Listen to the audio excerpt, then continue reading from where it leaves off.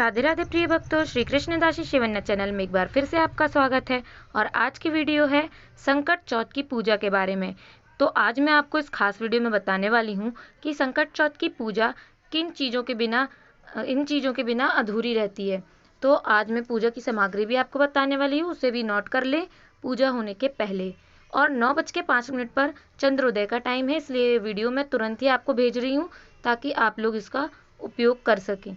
और आज मैं आपको ऐसी कथाएं भी बताने वाली हूँ जो कि संकट चौथ के दिन अगर आप सुनेंगे तो उससे भगवान श्री गणेश प्रसन्न होकर आपके बच्चों को और आपके परिवार को खुशहाल रखते हैं और दीर्घायु प्रदान करते हैं। तो चलिए बिना समय गवाए वीडियो को शुरू करते हैं।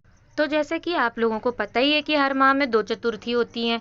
कृष्ण पक्ष की चतुर्थी को संकष्टी चतुर्थी और शुक्ल पक्ष की चतुर्थी को विनायक चतुर्थी के नाम से जाना जाता है। नारद पुराण के अनुसार माघ माह के कृष्ण पक्ष की चतुर्थी को संकट चौथ, तिल चौथ और माघी चौथ कहा जाता है। इस साल संकट चौथ का व्रत 29 जनवरी दिन सोमवार को रखा जाएगा, जो कि आज ही है। धार्मिक मान्यता के अनुसार संकट चौथ के दिन भगवान गणेश जी की पूजा करने से साधक को सुख समृद्धि मिलती है और दीर्घायु भी मिलती है। संकट चौथ के दिन महिलाएं संतान की दीर्घायु और अच्छे स्वास्थ्य के लिए भी व्रत रखती हैं। तो चलिए मैं आपको बताती हूँ संकट चौथ की पूजा में विशेष चीज़ों को शामिल करना चाहिए। ऐसा करने से गणपति कृपा करते हैं और प्रसन्न होते हैं और पूजा सफल होती है। अगर आप भी संकट चौथ की पूजा कर रहे हैं तो आपको ये पता होना बेहद आवश्यक है कि संकट चौथ की पूजा में किन चीज़ों को शामिल करना है। आइए जानते हैं संकट चौथ पूजा सामग्री की लिस्ट के बारे में। वैसे तो सामान्य पूजा में हम जो भी रखते हैं वो सब हमें रखना ही है। उसके साथ पीला कपड़ा, चौकी, फूल, गंगा जल, सुपारी, जनेऊ, लौंग, दीपक, दूध, मोदक, धूप, देसी घी या फिर तिल के लड्डू, फल, कलश, गणेश जी की प्रतिमा आदि। तो चलिए अब मैं आपको बताती हूँ कि संकट चौथ का शुभ मुहूर्त क्या है। दैनिक पंचांग के अनुसार माघ माह की चतुर्थी तिथि की शुरुआत 29 जनवरी प्रातः 6:10 से होगी और इसके अगले दिन यानी 30 फरवरी को सुबह 8:54 पर तिथि का समापन होगा। इस बार संकट चौथ का व्रत 29 जनवरी को है। संकट चौथ के दिन चंद्रोदय रात को 9:10 पर होगा। संकट चौथ के दिन भगवान गणेश जी की पूजा व्रत करने का विधान है। मान्यता के अनुसार जो महिलाएं संकट चौथ के दिन निर्जला व्रत रखती हैं और विधि पूर्वक गणपति बप्पा की पूजा करती हैं, उनकी संतान को कोई रोग नहीं होता है। पूजा के दौरान व्रत कथा पढ़ने का अधिक महत्व है। संकट चौथ कथा पढ़ने से व्रत पूर्ण माना जाता है। इससे सौभाग्य की भी प्राप्ति होती है। एक बात और जो आपको याद रखनी चाहिए, अगर आप किसी रोग से ग्रसित हैं, अगर ब्लड प्रेशर, शुगर की बीमारी है, तो आप जल, चाय का सेवन, फल फूल का सेवन भी कर सकते हैं, क्योंकि कहा जाता है काया राखे धर्म। जब आपकी काया सही रहेगी तो आप हर व्रत पूर्ण कर सकेंगे। इस कथा को पढ़ने और सुनने से गणेश जी आपकी संतान को देंगे दीर्घायु होने का आशीर्वाद। तो चलिए सुनते हैं ये कथाएं। तो एक बार गणेश जी बाल रूप में चुटकी भर चावल और 1 चम्मच दूध लेकर पृथ्वी लोक के भ्रमण पर निकले। वे सबसे ये कहते घूम रहे थे, कोई मेरी खीर बना दे, कोई मेरी खीर बना दे।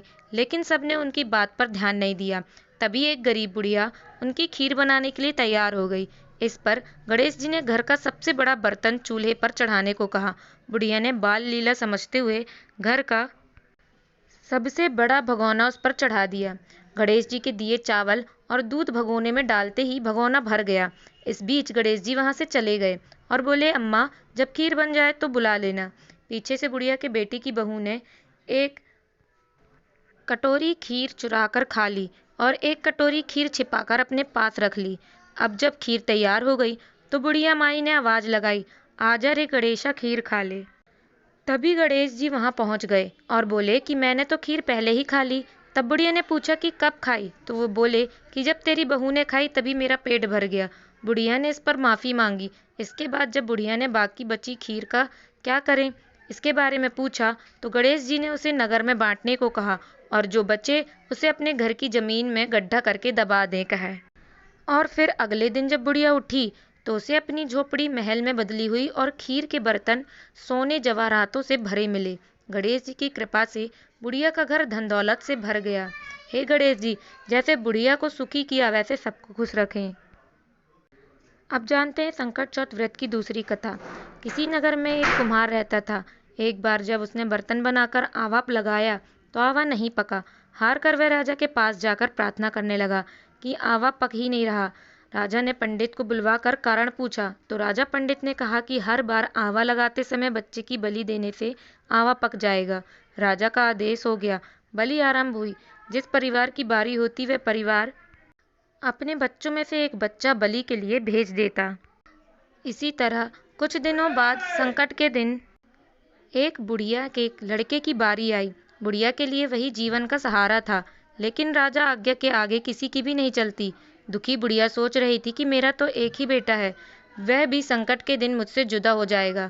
बुढ़िया ने लड़के को संकट की सुपारी और दूब का बीड़ा देकर भगवान का नाम लेकर आवा में बैठ जाना, संकट माता रक्षा करेंगी। बालक को आवा में बैठा दिया गया और बुढ़िया संकट माता के सामने बैठकर पूजा करने लगी। पहले तो आवा पकने में कई दिन लग जाते थे। इस बार संकट माता की कृपा से एक ही रात में आवा पक गया था। सवेरे कुमार ने देखा तो हैरान रह गया। आवा पक गया था, बुढ़िया का बेटा भी सुरक्षित था और अन्य बालक भी जीवित हो गए थे। नगरवासियों ने संकट की महिमा स्वीकार की तथा लड़के को भी धन्य माना। तब से आज तक संकट की विधि विधान से पूजा की जाती है और चौथ तिथि होने के कारण संकट चौथ की पूजा की जाती है और भगवान गणेश के साथ संकट माता को भी धन्यवाद दिया जाता है। तो ये थी संपूर्ण जानकारी। व्रत कथा को सुनने के बाद हवन लगाएं और हवन लगाने के बाद भगवान गणेश जी की आरती कर प्रसाद ग्रहण करें और सबको दें। विधि विधान से पूजा का संपन्न करें और वीडियो पसंद आई हो तो ज़्यादा से ज़्यादा शेयर करें। वीडियो को ज़्यादा से ज़्यादा लोगों तक पहुंचाने के लिए हमारी मदद करें। धन्यवाद। आज के लिए बस इतना ही। मिलते हैं हमारे नेक्स्ट वीडियो में। जय श्री कृष्णा। राधे राधे। श्री गणेश।